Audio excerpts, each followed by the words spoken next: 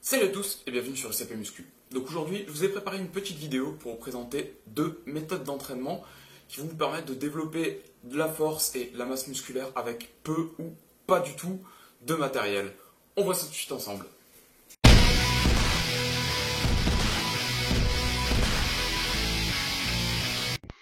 Donc on va voir ensemble qu'il est tout à fait possible de développer à la fois sa force et sa masse musculaire sans forcément avoir accès à beaucoup de matériel, du moins pour s'entraîner avec un matériel qui est très minimaliste.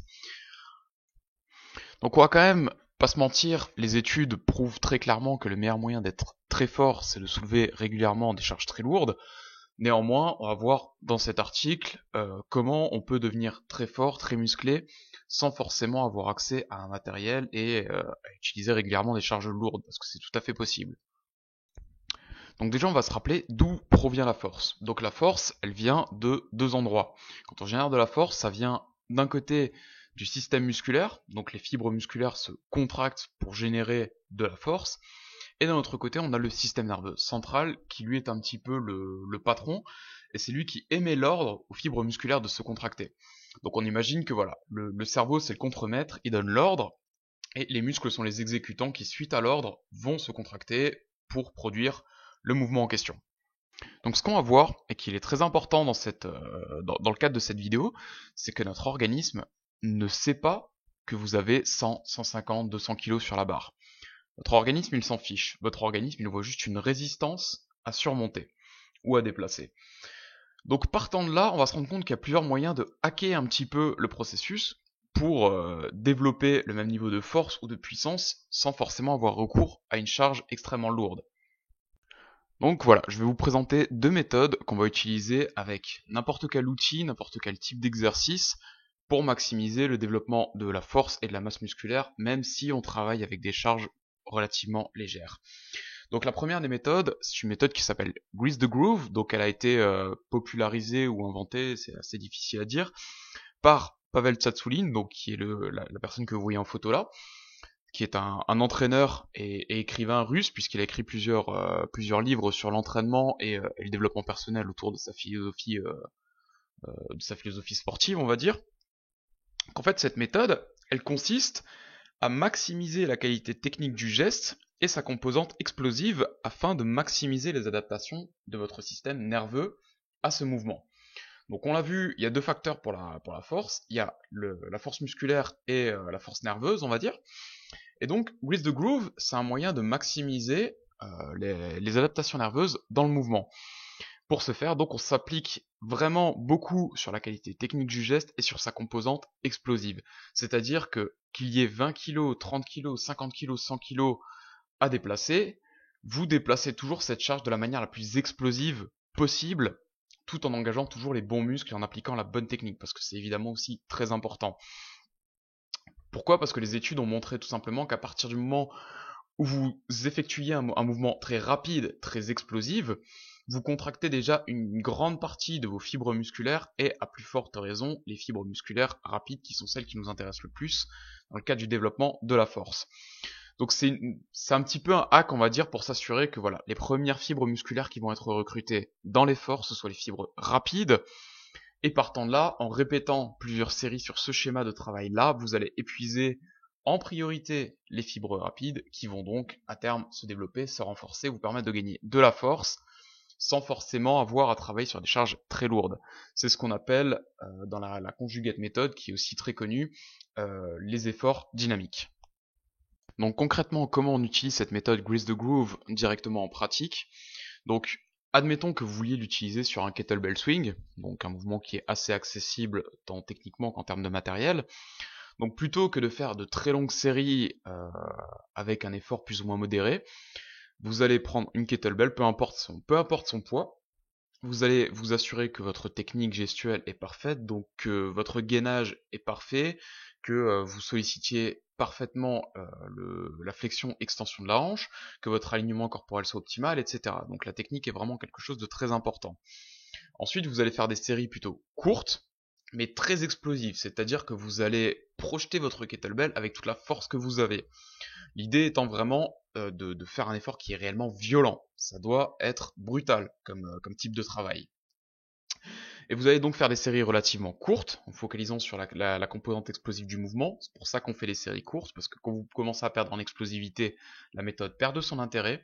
Donc on va préférer par exemple faire 10 séries de 5 répétitions entrecoupées de 40 à 50 secondes de repos, plutôt que de faire 3 séries de 10 avec un repos plus long. C'est beaucoup moins intéressant pour nous. Donc on va vraiment aller chercher beaucoup de séries qualitatives, très explosives avec des temps de repos courts. Donc voilà, on a vu comment solliciter concrètement son système nerveux sans avoir forcément accès à des charges lourdes. Maintenant, on va voir comment s'occuper du système musculaire grâce aux méthodes popularisées par Vince Gironda, donc que vous voyez là, qui est un entraîneur de culturisme très populaire puisqu'il a entraîné de nombreux grands athlètes comme Lou Ferrigno, Frank Zane, Arnold Schwarzenegger et Larry Scott.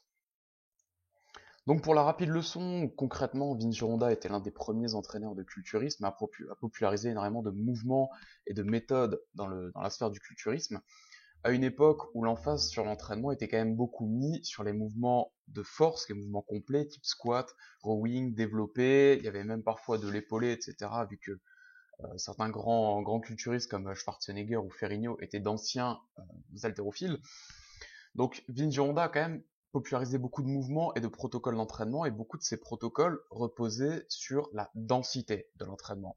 Quelque chose auquel on est très familier en CrossFit puisqu'il s'agit très simplement de faire plus de travail en moins de temps.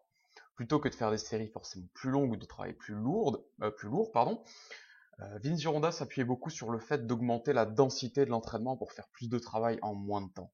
Parmi les méthodes qu'il a popularisées, on retrouve un protocole à 8 séries de 8 répétitions ou 6 séries de 6 répétitions avec des temps de repos qui sont partiels, donc pouvant être très courts, allant jusqu'à 15 secondes entre les séries. Donc c'est vraiment très très court parce qu'à force d'utiliser ces protocoles, les athlètes commencent à s'habituer à reconstituer très rapidement leur stock d'énergie et à pouvoir refaire une série. Chose qu'on entraîne énormément dans le CrossFit aussi grâce aux nombreux AMRAP, 4Time, etc. qu'on fait. C'est relativement proche en termes de sollicitation, en tout cas sur le plan musculaire, pas sur le plan cardiovasculaire. Donc en fait, un élément très important dans ce type de méthode, c'est que on a constaté tout simplement que une fois que le muscle est épuisé, une charge plus légère, comme une charge de 70% du maxi, peut être perçue par les muscles et par l'organisme comme une charge équivalente à 85% du maxi sur un organisme frais. Donc du coup, tout ça nous permet de, même en travaillant avec des charges plus légères, d'optimiser, ou du moins d'avoir malgré tout des gains considérables de force musculaire et d'hypertrophie, même avec des charges plus légères. Encore une fois, on en revient à ce qu'on disait au début de la vidéo, à savoir que notre organisme ne sait pas combien de kilos il y a sur la charge qu'on essaie de déplacer. Tout ce qu'il perçoit, c'est un effort qui lui est demandé. Donc, on peut très bien supposer qu'après avoir fait un effort très épuisant sur le plan musculaire, soulever une charge même plus légère peut nous paraître extrêmement dur. Essayez tout simplement de faire un maxi au squat juste après avoir ramé 2 km à fond les ballons. Je peux vous assurer que votre maxi sera beaucoup plus faible que si vous l'aviez fait en début d'entraînement. Ça paraît logique, mais le travail en densité repose là-dessus, sur le fait que notre force va décroître de série en série, rendant le travail de plus en plus intense et de plus en plus taxant pour le système nerveux et pour les fibres musculaires rapides, ce qui va forcément entraîner des résultats, des progrès en termes de force et de masse musculaire. Donc on peut dire que finalement la méthode Vince Gironda, donc le travail en densité, repose simplement sur une fatigue cumulative qui fonctionne très bien dans de nombreux protocoles. D'ailleurs, en CrossFit, on utilise beaucoup sous forme d'EMOM, qui en fonction de la durée entraîne une fatigue cumulée, ce qui fait que les dernières séries sont forcément plus dures que les premières, et donc on se retrouve avec des adaptations en un minimum de temps, ce qui était un peu le concept recherché par Vince Gironda, vu qu'il y avait beaucoup de mouvements à couvrir pour obtenir un physique harmonieux dans le culturisme. Donc tout ça, on y retrouve une certaine logique, et par exemple, donc si vous allez utiliser ce type de méthode, ce type de travail en densité on va reprendre l'exemple de notre kettlebell swing par exemple. Donc, on a vu tout à l'heure comment l'utiliser pour des adaptations nerveuses avec la méthode With the Groove. Maintenant, on va le voir comment travailler plutôt sur de la fatigue cumulative. Donc, un protocole qu'utilisait beaucoup Vince Gironda, c'était de faire 6 séries de 6 répétitions à 70% du maxi avec des temps de repos d'une minute au maximum. Et au fur et à mesure que l'athlète progressait, plutôt que de charger plus la barre, on diminuait le temps de repos jusqu'à 15 secondes, ce qui est extrêmement court. Donc voilà, ces deux méthodes sont deux méthodes que j'utilise énormément dans mon programme L'Athlète Minimaliste, qui est un programme que j'ai développé, pour la petite histoire, pendant l'été 2016, à une période où j'avais décidé de monter mon entreprise tout en continuant à travailler à plein temps dans mon travail salarié. Et donc dans cette situation, je me suis retrouvé avec une problématique qui est tout simplement de ne pas avoir assez de temps pour continuer à m'entraîner 2 heures par jour en allant dans ma box, ce qui imposait en plus du trajet, donc je me retrouvais avec à peu près 2h30 par jour dédiées uniquement à mon entraînement. Donc il fallait vraiment que je trouve une solution pour réduire ce temps-là, et donc j'ai voulu trouver en fait des méthodes qui me permettaient de m'entraîner chez moi avec peu de matériel, donc en l'occurrence des kettlebells et une barre de traction que j'accroche à une porte, donc vraiment le truc très très minimaliste. Et j'ai conçu ce plan en me basant un peu sur toutes ces méthodes qui permettent de tirer au mieux profit d'un minimum de matériel. Donc c'est comme ça que j'ai créé ce programme l'athlète minimaliste, qui est un programme de 6 semaines ne comprenant que des exercices à faire avec kettlebell ou poids de corps. Et on se retrouve beaucoup à travailler, en fait, à mélanger du travail un peu de type Grease the Groove pour développer la puissance et améliorer l'efficacité du système nerveux, des méthodes du type travail en densité pour travailler notre force musculaire, sous forme de fatigue cumulative, tout en stimulant aussi énormément l'hypertrophie, donc le développement de la masse musculaire, tout en couplant ça toujours évidemment avec des Metcon, donc du conditionnement métabolique, des WOD conventionnels de CrossFit pour développer donc sa condition physique et brûler de la masse grasse, évidemment, parce que c'est toujours bon à prendre. Voilà, donc finalement, c'est un programme très minimaliste que j'ai utilisé pendant 6 semaines qui m'a permis, malgré le fait d'avoir moins de temps pour m'entraîner et moins de matériel, de malgré tout développer ma force, mon explosivité, ma masse musculaire et d'améliorer ma condition physique, encore une fois en moins de temps et avec moins de matériel. Donc si c'est quelque chose qui vous intéresse, je vous mets de toute façon les liens dans la description pour accéder donc à ce programme. Dans tous les cas, je vous remercie d'avoir regardé cette vidéo, j'espère qu'elle vous aura plu. Si c'est le cas, n'hésitez pas à la partager, à vous abonner à ma chaîne, ça soutiendra mon travail et je vous en remercie d'avance. Et dans tous les cas, je vous dis à très bientôt sur ICP Muscu. Ciao ciao!